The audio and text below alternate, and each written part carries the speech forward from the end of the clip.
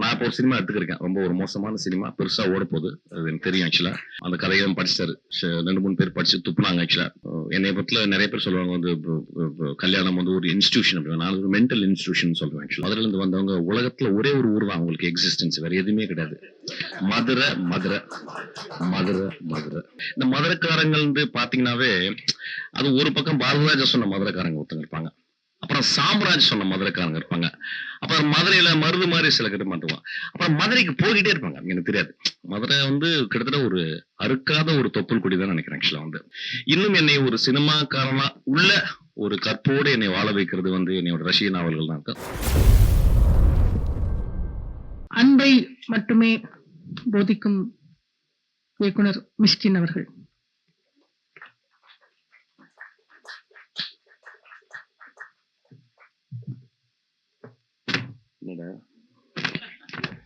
சங்கர் இப்பதான் பார்த்தவங்கள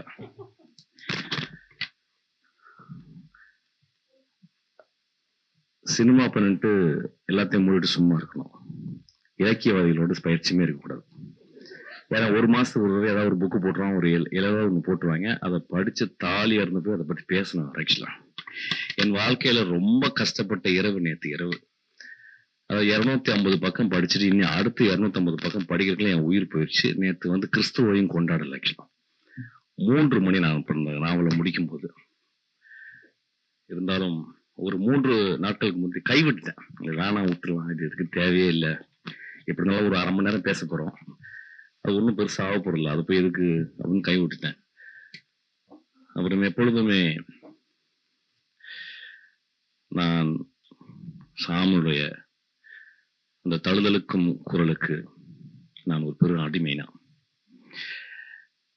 ராம் என்னை வந்து அண்ணான்னு கூப்பிடுவான், அதுக்கு பெரிய அடிமைனா. சாமினிய சார்னு கூப்பிடுவான், அந்த சார்ல ஒரு ஒரு ஒரு கொஞ்சம் நீட்சி இருக்கும், சார் அப்படிம்பான். நான் சில தடவை அவன மாதிரி மிமிக்ரி எல்லாம் பண்ணுவேன். எங்க பசங்க விழுந்து விழுந்து சிரிப்பாங்க. ஆக்சுவலா வந்து என் வாழ்நாளில் சந்தித்த ஒரு கிறிஸ்து தான் அவன். ஆக்சுவலா வந்து ஒரு கிளாப் பண்ணலாம்னு நினைக்கிறேன். ஆக்சுவலா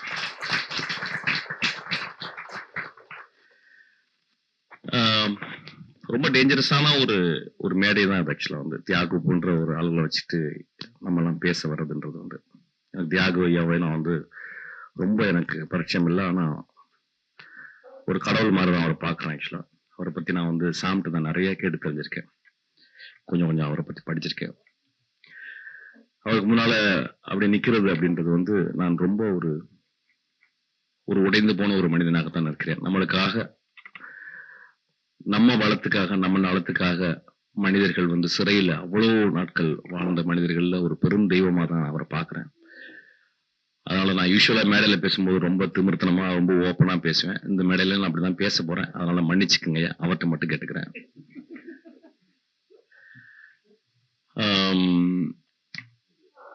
சாம் வந்து நாவல் எழுத போறான் அப்படின்னு எனக்கு ஒரு பெரும் பயம் இருந்துச்சு. ஆக்சுவலா ஏன்னா சாம் வந்து நான் சாம வந்து ரொம்ப படிச்சதில்லை. ஏன்னா சாம் கூடவே இருக்கிறதுனால சாம நான் படிச்சுக்கிட்டே இருக்கேன். நேரா அவன் கிட்டத்தட்ட அவன் எல்லாம் பேசுறது எல்லாமே அதுல இருக்கு. ஒரு இரவுல வந்து ஒரு ஒரு 3 மணி வரைக்கும் நாங்க இறங்க இரவுகள் நீண்ட இரவுகள். ஆக்சுவலி குடிக்காத சாமும் குடிச்ச நானும் உட்கார்ந்து பேசும்போது பாத்தீங்கன்னா அது வந்து எல்லாமே இதுக்குள்ள இருக்கு. அவன் மனிதர்களை நேசிக்கிற விதம், பர்டிகுலரா மதுரையை நேசிக்கிற விதம். ஆக்சுவலா நேத்து வந்து நம்ம வரது வரும்போது நான் சொன்னேன், இந்த மேடையில இப்படிதான் ஆரம்பிக்கலாம். நான் வந்து ஒரு ட்ரூ மேனா இருந்தா, எனக்கு வந்து ஆப்பன்ஹைமர் வந்து எனக்கு ஃப்ரெண்டா இருந்தா நான் மதுரையில தான் குண்டு போட சொல்லியிருப்பேன் அப்படின்னு தான் ஆரம்பிக்கலாம்னு நினைச்சேன். ஏன்னா மதுரை வந்து பாத்தீங்கன்னா மதுரையில இருந்து வந்தவங்க உலகத்துல ஒரே ஒரு ஊர் தான் அவங்களுக்கு எக்ஸிஸ்டன்ஸ். வேற எதுவுமே கிடையாது. மதுரை, மதுரை, மதுரை, மதுரை, மதுரை மண்ணு வாசடிக்கும். மதுரையில மழை பெய்யும். மதுரையில ஒரு கிளவி இருப்பா. இதேதான். அதாவது என் வாழ்நாள்ல மதுரையை கேட்டு கேட்டு நான் வந்து கிட்டத்தட்ட மதுரை போபிக் ஆயிட்டேன். ஆக்சுவலா மதுரை பிலியாஸ் ஆயிட்டாங்க. நான் மதுரை போபிக் ஆயிட்டேன். ஆக்சுவலா வந்து இந்த மதுரைக்காரங்கள் வந்து பாத்தீங்கன்னாவே, அது ஒரு பக்கம் பாரதிராஜா சொன்ன மதுரைக்காரங்க ஒருத்தங்க இருப்பாங்க. அப்புறம் சாம்ராஜ் சொன்ன மதுரைக்காரங்க இருப்பாங்க. அப்புறம் மதுரையில மருது மாதிரி சில பேர் மாட்டுவான். அப்புறம் மதுரைக்கு போய்கிட்டே இருப்பாங்க. எனக்கு தெரியாது. மதுரை வந்து கிட்டத்தட்ட ஒரு அறுக்காத ஒரு தொப்புள் கொடி தான் நினைக்கிறேன். ஆக்சுவலா வந்து பட் சிறந்த கிழவிகளையும் மனிதர்களையும் சாம்ராஜ் அள்ளி தூவி இருக்கான். ஆக்சுவலா இந்த கதைகள்ல நான் நான் வந்து சங்கர் ராமகிருஷ்ணன் தான் அந்த வந்து எடிட் பண்ணாரு. ரொம்ப கடுமையா சொன்னேன், சங்கர் இன்னும் கொஞ்சம் கத்தியை தீட்டி எடிட் பண்ணிருக்கலாமே, ஒரு பாதியை வெட்டிருக்கலாமே அப்படின்னு சங்கர் சொன்னேன். சங்கர் சொன்னா, இதுக்கே நீ கொன்னுட்டாவே அப்படின்னாரு. ஆக்சுவலா ஒரு நாள் சாம்கிட்ட கேட்டேன், சாம்கிட்ட ரொம்ப வெட்டிட்டாரு சார் அப்படின்னா. ஆக்சுவலா எனக்கு தெரியல, இன்னும் ஒரு 10 வால்யூம் கூட எழுதுவான்னு நினைக்கிறேன். ஏன்னா இன்னும் மதுரையை வந்து முடிக்கவே முடியாது. ஆக்சுவலா மதுரை வந்து எழுதிக்கிட்டே இருக்கணும். ஆக்சுவலா நிறைய கேள்விகள் வாழ்க்கையை பத்தி இந்த இந்த புத்தகம் என்னை யோசிக்க வைத்தது. ஆக்சுவலா எந்த எந்த அளவுக்கு ரெலவெண்டா நான் அந்த நாவலை பத்தி பேச போறேன் தெரியல. ஏன்னா நாவல் வந்து என் வாழ்க்கை, நான் வந்து என்னை வந்து நாவல்ல இருந்து தான் என்னை பெத்தெடுத்தேன்னு சொல்லுவேன். நான் மிஷ்கினா நான் உருமாறிய பொழுது கூட என்னுடைய பிரின்ஸ் மிஷ்கினா இந்த ஒரு கதாபாத்திரம் தான் என்னை வந்து பெத்தெடுத்துச்சு. இப்ப கூட நம்ப மாட்டேங்க, நான் வந்து புத்தகம் இந்த போட்டோக்கள் கொடுக்கும் பொழுது நான் தவிச்சது எனக்கு டால்ஸ்டாய் கொடுத்துட மாட்டானா அப்படின்னு சொல்லிட்டு, அந்த ராஸ்கல் டால்ஸ்டாய் தான் எனக்கு கொடுத்தான். ஆக்சுவலா வந்து என் வாழ்நாள் முழுதும் இந்த இந்த டால்ஸ்டாயும் டாஸ்டாவஸ்கியும் இந்த அந்த 2 கிழவர்கள் என்னை துரத்தி கொண்டே இருக்கிறார்கள். ஆக்சுவலி நான் முந்தானத்து கூட டாஸ்டாவஸ்கியினுடைய ஒட்டுமொத்த எல்லா சிறுகதை தொகுப்பு வந்ததையும் ஒரு 8 புத்தகம் நான் ஆர்டர் போட்டிருக்கேன், திரும்பி படிக்கணும்னு வச்சிருக்கேன். ஆக்சுவலா நாவல்கள் என்னை, பர்டிகுலர் ரஷ்ய நாவல்கள் என்னை எப்பொழுதுமே புதுப்பித்துக் கொண்டே இருக்கின்றன. நான் ஒரு நாளைக்கு வந்து ஒரு பாத்ரூம் போறதுல இருந்து ஏதோ ஒரு இடத்துல ஒரு சிந்திச்சா கூட அது ஏதோ ஒரு செக்கோவினுடைய ஒரு கதாபாத்திரமோ ஏதோ ஒண்ணுதான் நான் யோசிக்க வச்சுக்கிட்டே இருக்கு. இன்னும் என்னை ஒரு சினிமாக்காரனா உள்ள ஒரு கற்போடு என்னை வாழ வைக்கிறது வந்து என்னோட ரஷ்ய நாவல்கள் தான் இருக்கு. ஸோ நாவல்கள் வந்து அவன் எழுத போனவனு பெரும் பயம் எனக்கு இருந்துச்சு, என்னத்தை எழுதி கிழிக்க போறான் அப்படின்றது வந்து. ஆனா ஒரு 36 மார்க் போட்டு அவன் பாஸ் பண்ணிட்டான்னு நினைக்கிறேன். ஆக்சுவலா இந்த நாவல்ல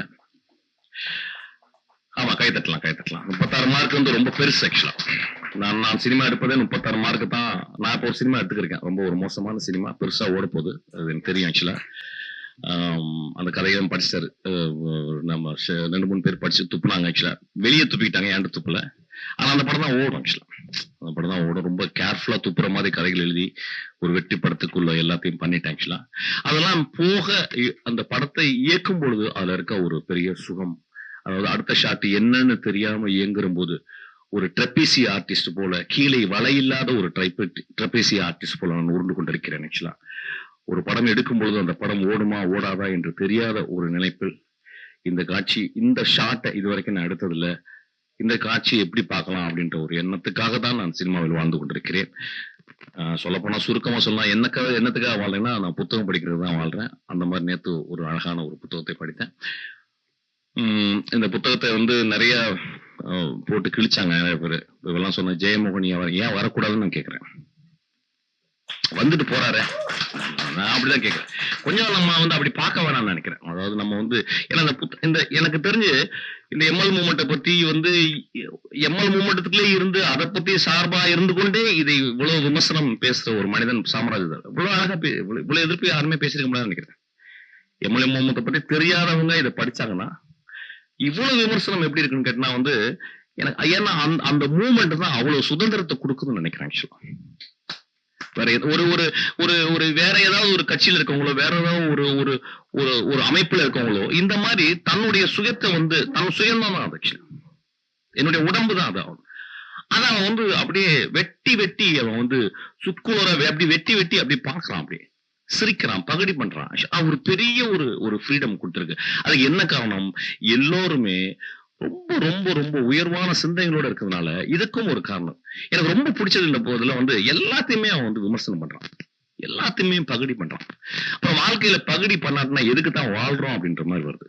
சோ அதுல ஒரு கேரக்டரா வந்து இப்ப ஜென்னியும் முகுந்தனும் பேசும்போது அதுல எல்லாரும் வராங்க, விக்ரமாதித்தன் வராங்க, அதுக்கப்புறம் வந்து வண்ணதாசன் வராது. அப்புறம் அவன் பிடிச்சவங்க எழுதுறதானே நாவலு, நம்மளை பத்தி எழுதுறதானே நாவலு. அதை ஒரு நாவல் சொல்லிருப்பாங்க, ஜேம்ஸ் வுட்ல எழுதிருப்பாரு, அவுட் ரைட் நாவல் வந்து நம்மளை பத்தி எழுதுற நாவல், ஆனா அது தெரியாம இருக்கணும்ன்றது. இது தெரிஞ்சிருக்கு, அவ்வளவுதான். அதுவும் சாம்ராஜ்ய பத்தி தெரிந்த நண்பர்கள் எங்களுக்கு வந்து ரொம்ப தெரிஞ்சிருக்கு. உனக்கு ரொம்ப ஜெயமோகனுக்கு பிடிக்கும், உள்ள வந்திருக்காங்க. எனக்கு அப்படி தெரியல, எல்லாரும் வரலாம் அப்படின்னு நினைக்கிறேன். ஆக்சுவலா அப்புறம் வந்து இதுல வந்து உபகதைகள்னு வந்து நிறைய விஷயங்கள் சொல்லியிருக்கான். அவனுடைய ரைட்டிங் ஆர்டிஸ்ட்ரி இதுல வந்து நான் ரொம்ப பியூட்டிஃபுல்லா பாக்குறேன். அதாவது அவனுடைய விவரிக்கிறது தான். ஒரு இடத்துல வந்து ஒரு சின்ன, அதாவது சினிமால சொல்லுவாங்க, ஒரு ஆக்டர்கிட்ட பேசும்போது அட்ஜெக்டிவ்ஸ் வந்து ரொம்ப கேர்ஃபுல்லா யூஸ் பண்ணணும் அப்படிம்பாங்க. அட்ஜெக்டிவ் சரியா யூஸ் பண்ணாட்டினா அந்த இடமே நாசமா போயிடும் சொல்லுவாங்க. ஒரு இடத்துல சொல்றான் வந்து ஒரு கல்லை குடித்து விட்டு அவன் வந்து அழுத்தி வாயை துடைக்கிறேன்னு எழுதுறான். அவன் ஒரு வாயை தொடச்சிட்டு வரல, அழுத்தி வாயை தொடச்சிட்டு வரன்றான். நிறைய இடங்கள்ல வந்து மூத்திரம் போறான் ஒரு இடத்துல அது வந்து பொன்னிறமா மின்னுதுன்றான். ஒரு குரங்கு தாவது ஒரு இடத்த விட்டு அது சிலுவட்டை வந்து அவன் பொன்னிறம், நிறைய பொன்னிறங்கள் சொல்லுது. நிறைய சுவர்கள் நம்மளை நோக்கி பின்னாடி இப்ப வந்துகிட்டே இருக்கு. நிறைய கம்மாய்கள் நிறைந்து கொண்டே இருக்கின்றன. எனக்கு தெரிஞ்ச மதுரையை இந்த அளவு வந்து ஒரு செழிப்பா இந்த அளவு வந்து எழுதியிருக்கிறது ஏதாவது ஒரு நாவல் எழுதியிருப்பான்னு எனக்கு தெரியல. அவன் தான் சொல்லணும். ஆக்சுவலா வந்து மதுரையை பத்தி ஒரு பெரிய பதிவாவே சொல்லலாம். ஆக்சுவலா பதிவுன்ற வார்த்தை எனக்கு ரொம்ப பிடிக்காத வார்த்தை. மதுரையை பத்தி ஃபுல்லா எனக்கு மதுரை நான் ஞாபகம் இருக்கு. எனக்கு ஒரு 7 வயசுல நான் வந்து அம்மா வந்து ஒரு மதுரையை தாண்டும் போது, வைகையை தாண்டும் போது எங்க அம்மா கையெடுத்து கும்பிட்டாங்க. ஆக்சுவலா அப்ப நான் ஒன்னும் கேட்டேன், என்னன்னு கேட்டேன். இல்லப்பா இது பெரிய அழகு போற ஆறுப்பான்னு சொல்லி கும்பிட்டாங்க. ஆக்சுவலா ஒரு மதுரையே அந்த மனிதர்களே ஒரு வித்தியாசமான மனிதர்களா தான் பாக்குறாங்க. இந்த உபகதைகள் நீங்க படிச்சீங்கன்னா வந்து எனக்கு வந்து நான் எப்போதும் சொல்லுவேன், என் மகள் வந்து இப்பொழுது வந்து ஒரு வெளிநாட்டில் படித்துக் கொண்டிருக்கிறார். நான் மரத்தில் ஏறி அணிலாமல் விளையாடிருக்கிறேன். என் மகள் இதுவரை மரத்தில் ஏறியதில்லை. என்னோட இந்த தோழிகள் எல்லாமே மரத்தில் ஏறி நாங்க விளையாண்டு இருக்கோம். அப்ப சில டைம் யோசிப்போம் வந்து, ஐயோ என் மகள் மரத்தில் ஏறாமல் போனது எவ்வளவு பெரிய ஒரு. நாங்க கிணறுகள்ல போய் நீச்சல் அடிச்சிருக்கோம். கிணறுகள் தான் எங்க அண்ணன் எட்டி உதச்சதான் எனக்கு நீச்சலே கத்துக்கிட்டான். நான் கத்துக்கிட்டேன். என் மகள் இப்பொழுது வந்து ஒரு ஸ்விம்மிங் பூல்ல தான் நீச்சல் கத்துக்கிற ஒரு ஆசிரியர் இருந்து கத்துட்டாங்க. ஏதோ ஒரு வகையில் நம்ம இந்த மனிதர்கள் இந்த இதுல இந்த பொன்னம்மா கிழவி ரொம்ப ரொம்ப எனக்கு வந்து அந்த உபகதைகள்ல வந்து ரொம்ப மூவ் பண்ண ஒரு கதை. ஆக்சுவலி ஒரு பெண் எப்படி தெய்வமாகிறாள் என்று எழுதியிருக்கான். அது மிகச்சிறந்த ஒரு ஒரு ஒரு எக்ஸ்ட்ராடினரி ஒரு ரைட்டிங். அது ஆக்சுவலா அதை பார்க்கும்போது அதை படிக்கும்போது எனக்கு வந்து I was very moved. Actually அது எல்லாருமே நிறைய பேர் படிச்சிருக்க மாட்டீங்க. ஏன்னா ரொம்ப கஷ்டமான நாவல். ஆக்சுவலி ரொம்ப பொறுமை வேணும். ஆக்சுவலா கொஞ்சம் எருமை அளவுக்கு பொறுமை இருந்தால் தான் அதை படிக்க முடியும். ஆக்சுவலா very difficult novel to wade through. ஒரு நாவல் எப்பொழுதுமே சேஞ்ச் பண்ணுது, உங்களை சேலஞ்ச் பண்ணுது. ஒரு நல்ல நாவல் வந்து சேலஞ்ச் பண்ணுது. ஆக்சுவலி ஒரு நல்ல நாவலை வந்து ரொம்ப உங்களுடைய சுயத்தை நீங்க வந்து தள்ளி வச்சுட்டு உங்க செல்லை நீங்க ஆஃப் பண்ணிட்டு படிக்க வேண்டிய ஒரு நாவலை தான் நான் பாக்குறேன். ஆக்சுவலா வந்து இது நல்ல நாவலா கெட்ட நாவலா அப்படின்றது இப்ப சொல்ல முடியாது. பின்னால ஒரு 50 வருஷத்துக்கு அப்புறம் இது சொல்லுவாங்க. ஆனா இதுல இருந்த நிறைய பகுதிகள் ஒரு மிகச்சிறந்த ஒரு ரைட்டரை வந்து நம்மளுக்கு வந்து அறிமுகப்பட்டது. அவனுடைய சிறுகதை ஒரு கதை நான் படிச்சுட்டு நான் சொன்னேன், ஒண்ணு இனிமே நான் படிக்கவே மாட்டேன், ஒரு கதை போதுண்டா அப்படின்னு சொன்னேன். அவ்வளவு எமோஷனலா ஒரு கதை. அதே மாதிரி அந்த உபகதைகளை வந்து அவ்வளவு எமோஷனலா சில கதைகள் சில விஷயங்கள் நான் படிச்சுக்கிட்டே இருந்தேன். அது பர்டிகுலரா எம்எல் தோழர்கள், அந்த சோழர்கள் அவங்க சித்தாந்தங்களுக்கும் அவங்களுடைய வாழ்க்கைக்கும் நடுவுல இருந்து அவங்க படுற கஷ்டத்தை வந்து பார்க்கும்போது ரொம்ப ரொம்ப மூவிங் ஆனிச்சு. ரொம்ப ரொம்ப அசால்ட்டா சில இடங்கள்ல வந்து அப்படியே அந்த இடமாக மாறி, அதாவது முழுக்க முழுக்க சாம்ராஜ்யம் அதுல ஆக்கிரமித்து அதுக்கப்புறம் வெளியே வந்து அதை பார்த்து தன் நிழலை அப்படியே பிரிச்சு பார்க்கறான். ஆக்சுவலா ரொம்ப எக்ஸ்ட்ரானரியான ஒரு ரைட்டிங். ஆக்சுவலா நான் அதை படிக்கும்போது நான் வந்து பார்த்தேன். அப்புறம் வந்து அதுல இருந்து ஒரு கம்பேஷன், அதாவது இப்ப சொன்னாங்க ஒரு வந்து அந்த மாதிரி தமிழ்ல பேசிருக்கலாமே, எங்களுக்கு புரிஞ்ச மொழியில பேசலாமே சொல்லி ஓடும்போது அந்த பைபிள் கீழே விழுகிறதும் அது ரொம்ப ரொம்ப மூவ்மெண்ட். அதை படிக்கிறவங்களுக்கு கண்ணு தழும்பாம இருக்கவே இருக்காது. அந்த மாதிரி ஒரு பியூட்டிஃபுல்லான ஒரு ரைட்டிங். ஆக்சுவலா வைகை ஆத்துல ஒரு பெரிய வந்து வெள்ளம் வந்துருது. அந்த வெள்ளத்தை பத்தி ஒரு டிஸ்கிரைப் பண்றான். அது புதினமான்னு தெரியல, கொஞ்சம் உண்மை இருக்குன்னு நினைக்கிறேன். அது புதினம் மாதிரி எழுதுறான். இந்த புதினத்தை தான் நான் அவன்கிட்ட வந்து ஒரு திரைக்கதையை நான் பாக்குறேன். ஆக்சுவலா நான் நிறைய என்கிட்ட கதை சொல்லும் போது அவன் சொல்லும் போது ஒரு நாவல் மாதிரியே கதை சொல்லுவான். நான் சொல்லிட்டே திரைக்கதை சொல்றான். எனக்கு திரைக்கதை ரொம்ப ஷார்ட்டா அந்த ஒரு இடம் வந்து எனக்கு ஒரு எக்ஸ்ட்ராடினரி ஒரு படத்தினுடைய ஒரு ஆக்ஷன் படத்தினுடைய கிளைமேக்ஸ் மாதிரி இருந்துச்சு. வைகாத்துல வந்து ஒரு பெரிய வெள்ளம் வருது. அந்த வெள்ளத்துல வந்து நிறைய பேர் அடிச்சுட்டு போறாங்க. 2 பக்கம் நின்று பாக்குறாங்க, மாடிகளில் நின்று பாக்குறாங்க. அப்ப வந்து ஒரு ஹெலிகாப்டர் வருது. ஹெலிகாப்டர் வந்து அதுல 2 பேர் ஹெலிகாப்டர்ல இருந்து ஒரு படை வீரன் கீழே இறங்கி அந்த பெல்ட் கட்டிட்டு காப்பாத்த ட்ரை பண்றான். அப்ப நிறைய பேரை காப்பாத்தாங்க. அப்ப ஒரே ஒண்ணு வந்து தலையை மூழ்கி எந்திரிச்சு வருது. அந்த பக்கத்துல போய் பார்க்கும்போது தான் ஒரு பெண்ணு. அந்த பெண் கை நீட்டுறான். என் கை கூட்டு மேல அவன் கை நீட்டுறான். அவன் புடிச்சிட்டு மேல ஏறும்போதுதான் அவளுக்கு தெரியுது அவன் நிர்வாணமாக இருக்கிறான் என்று. அவனும் பார்க்கறான், அவளுக்கும் அப்பதான் தெரியுது. டப்புன்னு அந்த கையை விட்டு திரும்பி தண்ணிக்குள்ள போறான். அந்த தண்ணிக்குள்ள போனோம்னா அவன் திரும்பி வந்து அவன் புரிந்து கொண்டு அந்த ராணுவ வீரன் எப்படியாவது அவளை காப்பாற்றணும்னு ட்ரை பண்ணி உள்ள இறங்குறான். எப்படியோ தண்ணி பட்டு அந்த ஹெலிகாப்டர் உடைஞ்சு விழுந்து அதுக்குள்ள விழுகுது. அதுல இருந்து பைலட் தப்பிச்சிடறான், ஆனா அந்த பெண்ணை காப்பாற்ற முயன்றவன் அப்படியே அதுல இறந்து போனான்ற மாதிரி எழுதிருக்கான். ரொம்ப மூவிங்கானது. அது அந்த கீழே விழுந்த உடனே அந்த அந்த ஹெலிகாப்டர் உடைஞ்சு உள்ள விழுந்த உடனே அந்த அந்த ஓரத்துல இருக்க முஸ்லிம் பெண்கள் மாரில் அடித்துக் கொண்டு இறந்தா அழுதார்கள் என்று எழுதலாம். போற போக்குல அப்படி. அது எதுக்கு அந்த முஸ்லிம் பெண்கள்னு சொன்னான்னு தெரியல. ஒரு கிறிஸ்துவ பெண் பைபிளை கீழே தவற விட்டுட்டு ஓடுகிறார். ஆக்சுவலா பசின்னு ஒருத்தவங்க கேட்ட உடனே ரொம்ப எக்ஸ்ட்ரானியரியான ஒரு ரொம்ப ஒரு அன்கான்சியஸ்ல இருந்து எழுதப்பட்ட சில வரிகள் அதெல்லாம் ஆக்சுவலா ரொம்ப என்னை மூவ் பண்ண வரிகள். ஆக்சுவலி ரொம்ப பகுடி, நிறைய பகுடியும் சொல்றான். நிறைய என்னென்னமோ நடக்குது. அதாவது ஒரு பன்னி வந்து திடீர்னு குறுக்க போகுது. மேல இருந்து மாடியில இருந்து பார்த்த உடனே ஒரு பன்னி குறுக்க நடந்து போறது எழுதுறான். ஆக்சுவலா இமேஜஸா இந்த நாவல்கள்ல கொட்டி கிடக்கு. நான் ஒரு சினிமா இயக்குனராக இதுல பார்த்தது சோ மெனி இமேஜஸ். ஆக்சுவலி அப்புறம் ஜென்னியின் முகுந்தனுடைய காதல் கதை. காதல் எப்பொழுதுமே அபத்தமானது நம்மளுக்கெல்லாம் தெரியும். ஆனா அபத்தம் இல்லாமல் வாழ்க்கையே கிடையாது. நானும் ஒரு 4-5 காதல் பண்ணிருக்கேன். காதல் பண்ணி தான் கல்யாணம் பண்ணேன். அது கல்யாணம் பண்ணி முடிச்சவொன்னே எனக்கு ஒரு அபத்தமாக மாறியது. ஆக்சுவலி நான் இன்னும் அவளை நேசித்துக் கொண்டே இருக்கிறேன். ஏதோ ஒரு வகையில் இந்த காதல் கல்யாணத்துல முடியும் போது அது ஒரு கான்ட்ராக்ட் ஆயிடுது. என்னை பத்தில நிறைய பேர் சொல்லுவாங்க வந்து கல்யாணம் வந்து ஒரு இன்ஸ்டிடியூஷன் அப்படி. நான் ஒரு மென்டல் இன்ஸ்டிடியூஷன் சொல்லுவேன். ஆக்சுவலா ஏதோ ஒரு வகையில் நம்ம வந்து நம்மளை இழந்துடுறோம். ஆக்சுவலா ஏதோ ஒரு வகையில் நம்மளுக்கு அந்த நாவல்ல வந்து ஒரு ஒரு காமம் அப்படியே கொதிநிலையாக அப்படி கொதிச்சுக்கிட்டே இருக்கு.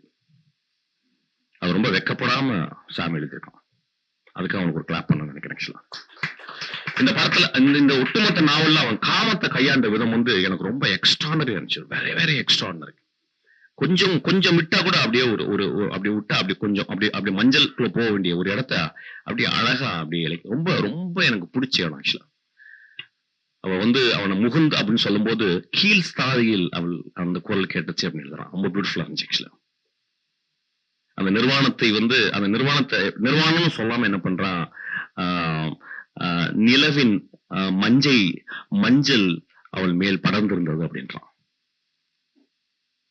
இந்த பர்டிகுலரா இந்த ஒரு 6 இடத்துல காமத்தை பத்தி எழுதியிருக்கான்.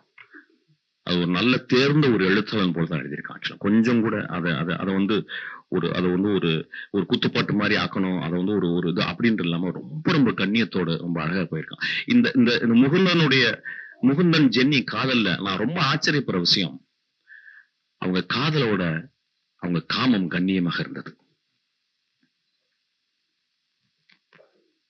அவங்க காதலோட அந்த காமத்துல எனக்கு வந்து அவங்க 2 பேரும் ரொம்ப மேன்மையாக இருந்தார்கள், ரொம்ப அன்பாக இருந்தார்கள். அவ்வளவு அழகா அவங்க 2 பேர் காமத்தை பத்தி எழுதியிருக்காங்க. ஆக்சுவலா அவங்க பிரிந்து போகும்போது எனக்கு ரொம்ப கஷ்டப்பட்டேன். ஆக்சுவலா என்னமோ தெரியும் இந்த நாவல் வந்து நான் ரீசெண்டா நான் மதுரை போகும்போது வந்து நான் சமணர் படுக்கையில போய் படுக்கும்போது அந்த சமணர் படுக்கை உள்ள போய் நான் படுத்தேன். ஆக்சுவலா ஏன் இப்படி அவங்க டிசைன் பண்ணிருக்கணும் ஒரு ஆர்கிடெக்சர் அப்படிதான் நோண்டாங்க. அந்த காலத்துல அவ்வளவு கஷ்டப்பட்டு ஒரு 10 வருடங்கள் நோண்டி தான் அந்த பாறையை அவங்க அந்த மாதிரி அந்த படுக்கையை கிரியேட் பண்ணிருக்கணும். அந்த படுக்கையை பார்க்கும்போது பாத்தீங்கன்னா ஒரு பக்கம் திறந்திருந்த ஒரு சவப்பெட்டி போலதான் இருக்கு. இந்த கதையின் நாவல் முதலாக ஆரம்பிக்கிறது வந்து அந்த சமணர் படுக்கையில தான் ஆரம்பிக்குது. அந்த கடைசியாகவும் அந்த சமணர் படுக்கையில தான் இருக்கு. அந்த முதலாக ஆரம்பிக்கும் போது அந்த சமணர் படுக்கையில இருந்து ஒரு ஓட்டையில இருந்து ஒரு பெரிய ஒரு குரல் வரும். அந்த காற்று பற்று வெளியே வரும். அதே மாதிரி கடைசியில வந்து அவன் அழுகும் போதும் நம்மளுடைய மனதிலும் அதே மாதிரி ஓட்டையில இருந்து ஒரு பெரும் துவாரத்திலிருந்து, இந்த மனித துவாரத்திலிருந்து ஒரு பெரிய சத்தம் ஓலம் என கேட்டுக்கொண்டிருந்தது.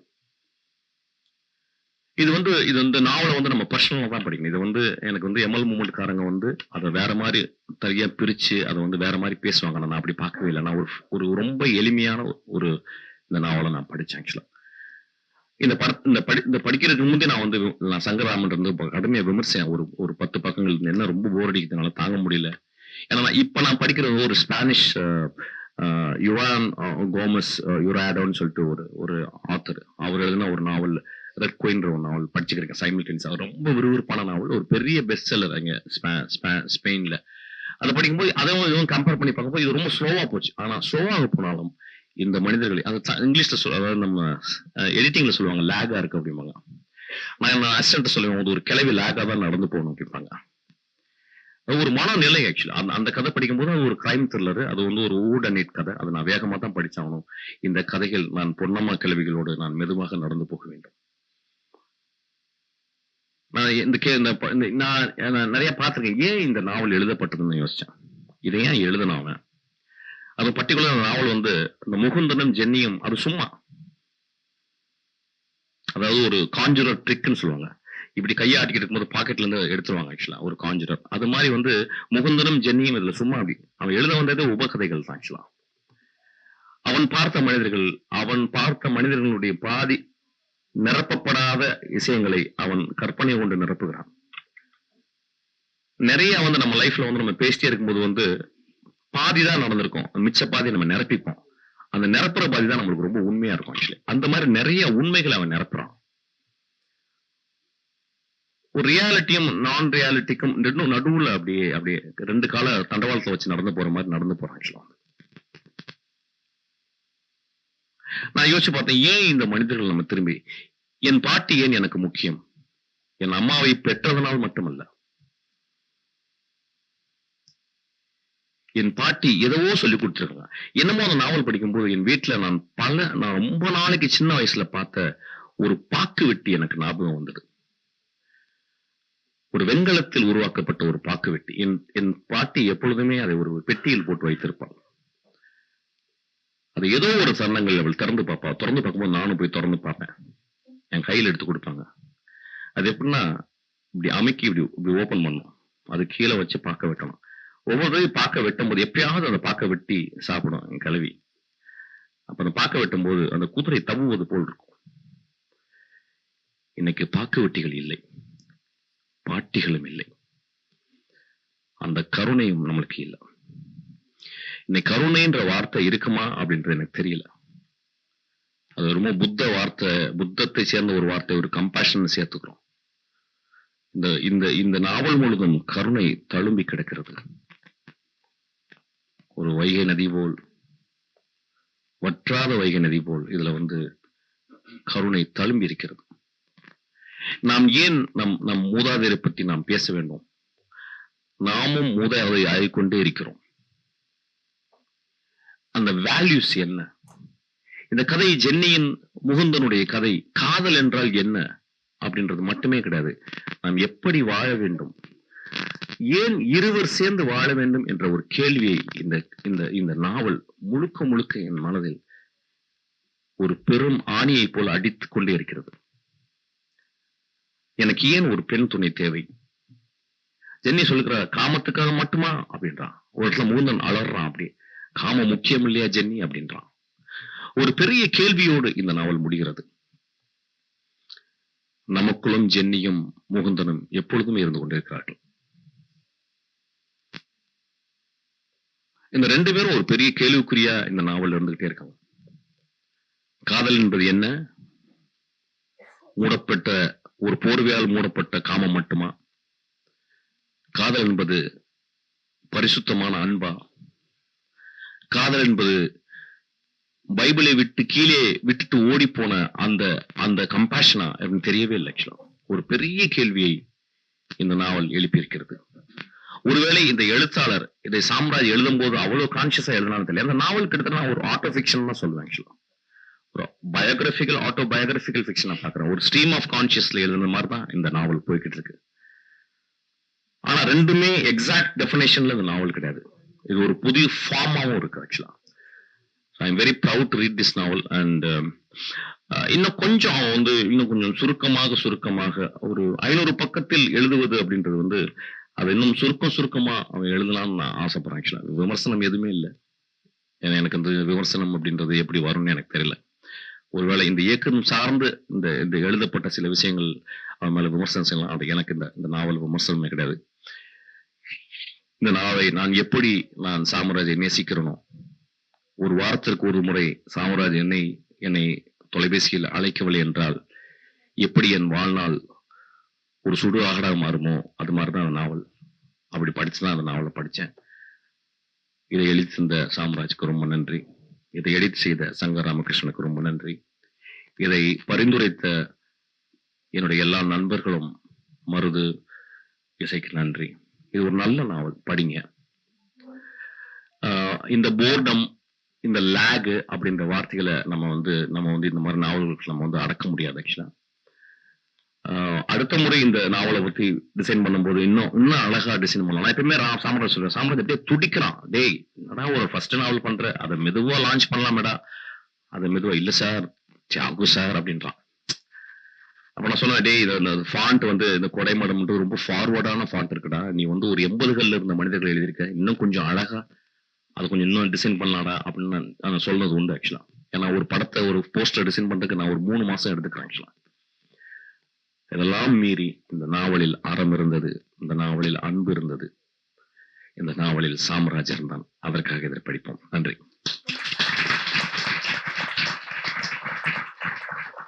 மிஷ்கினுக்கு நன்றி.